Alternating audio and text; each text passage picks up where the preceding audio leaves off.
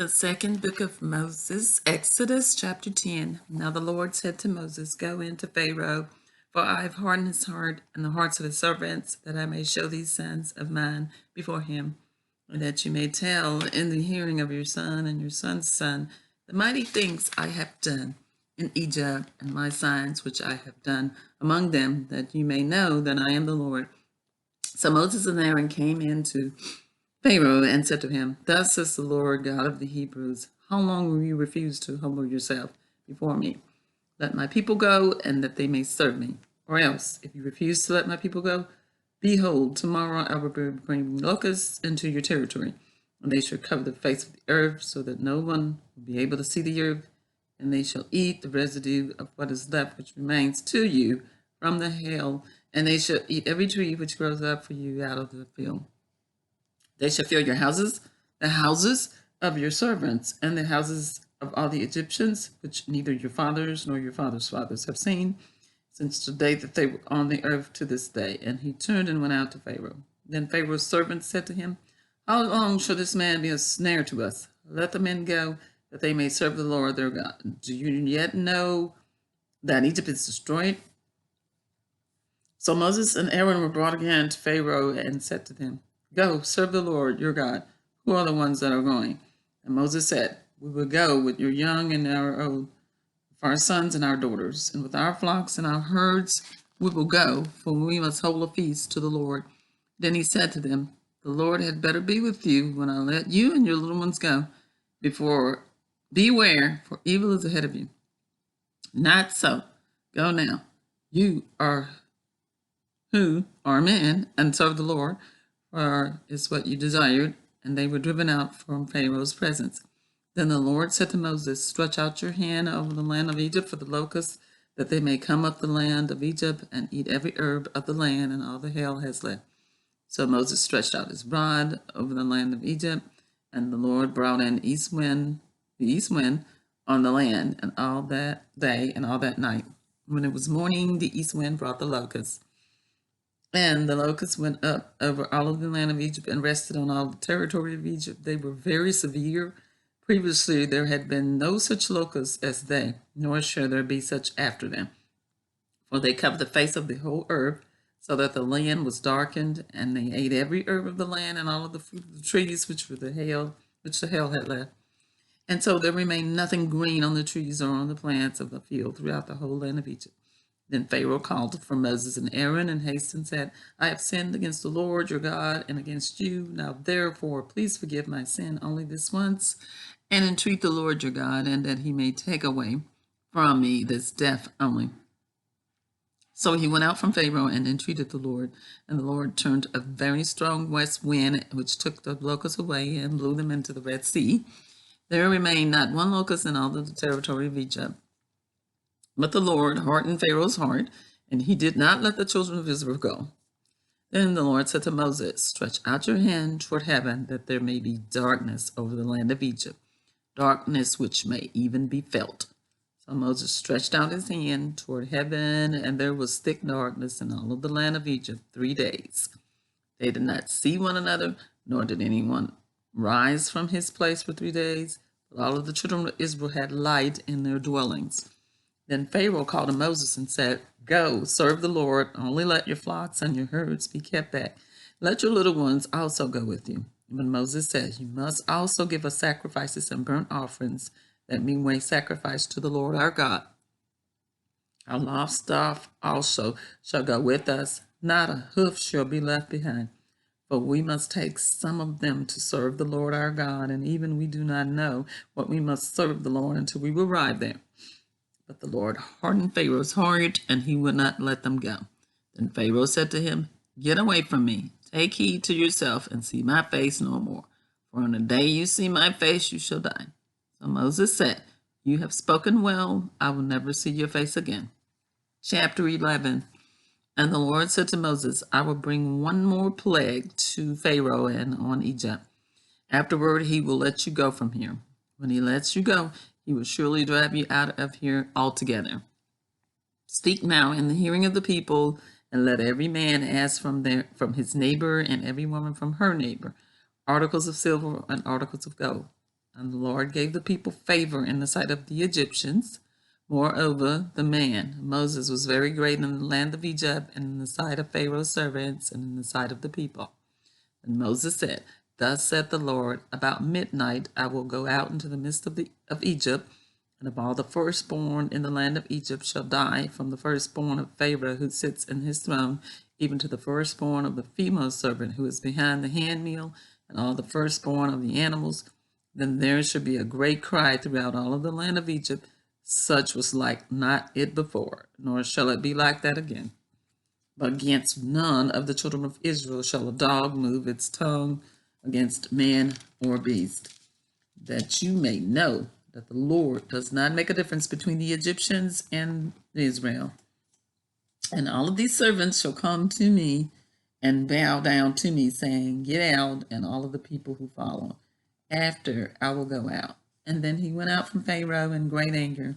But the Lord said to Moses, Pharaoh will not heed to you, so that my wonders may be multiplied in the land of Egypt. So Moses and Aaron did all these wonders before Pharaoh, and the Lord hardened Pharaoh's heart, and he did not let the children of Israel go out of his land. Chapter 12. Now the Lord spoke to Moses and Aaron in the land of Egypt, saying, This month shall be your beginning of months. It shall be the first month of the year to you. Speak to all the congregation of Israel, saying, On the 10th of this month every man shall take for himself a lamb, according to the house of his father, a lamb for a household. And if the household is too small for the lamb, let him and his neighbor next to his house take it according to the number of persons, according to each man's need. You shall make your count for the lamb. Your lamb shall be without blemish, a male of the first year. You may take it from the sheep or from the goats. Now you shall keep it until the 14th day of the same month, and then the whole assembly of the congregation of Israel shall kill it at twilight. And they shall take some of the blood and put it on the two doorposts and on the lintel of the houses where they eat it. Then they shall eat the flesh on that night, roasted in the fire with unleavened bread, and with bitter herbs they shall eat it. Do not eat it raw, nor boiled at all with water, but roast it in the fire, its head with its legs and its entrails. You shall not let none of it remain until morning, and what remains of it until morning you shall burn with fire. And thus you shall eat it with a belt on your waist, your sandals on your feet, and your staff in your right hand. So you shall eat it in haste. It is the Lord's Passover.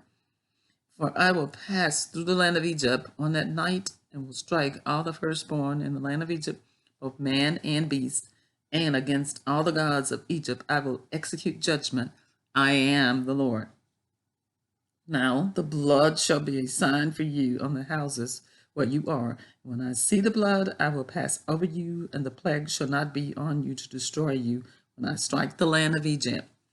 So this day shall be to you a memorial, and you shall keep it as a feast to the Lord throughout all your generations.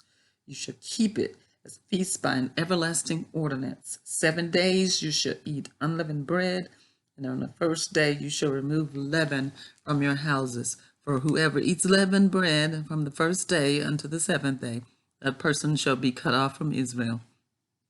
On the first day thou shalt be a holy convocation, and on the 7th day there shall be a holy convocation for you. No manner of work shall be done on them, but that which everyone must eat, that only may be prepared by you. So you shall observe the feast of the unleavened bread, for on this same day I will have brought your enemies out of the land of Egypt.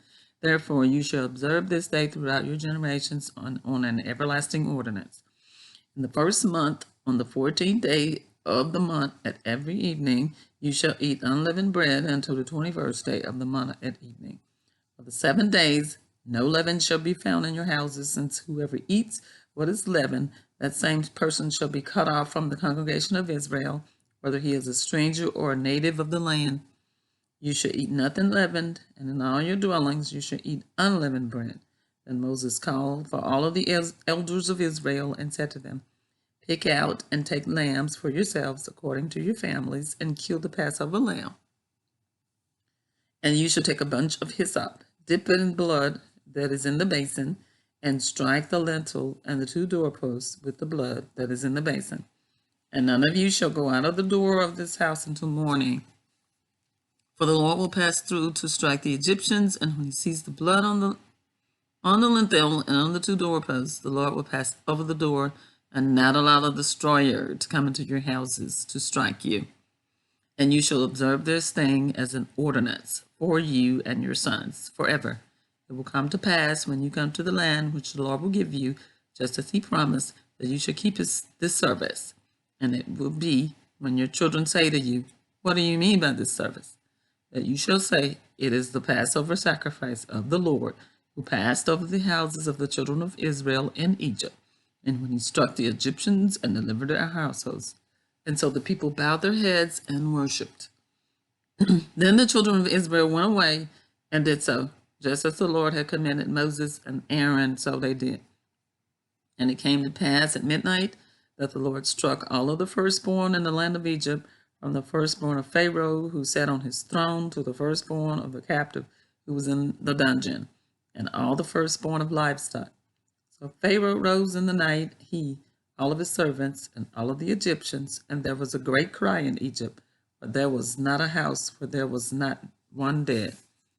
Then he called for Moses and Aaron by night and said, "Rise, go out from among my people, both you and the children of Israel, and go serve the Lord as you have said. Also take your flocks and your herds, and as you have said, and be gone and bless me also." And the Egyptians urged the people that they might send them out of the land in haste, for they said, "We shall all be dead." So the people took their dough before it was leavened, having their kneading bowls bound up in their clothes on their shoulders. Now the children of Israel had done according to the word of Moses, and they had asked from the Egyptians articles of silver, articles of gold, and clothing.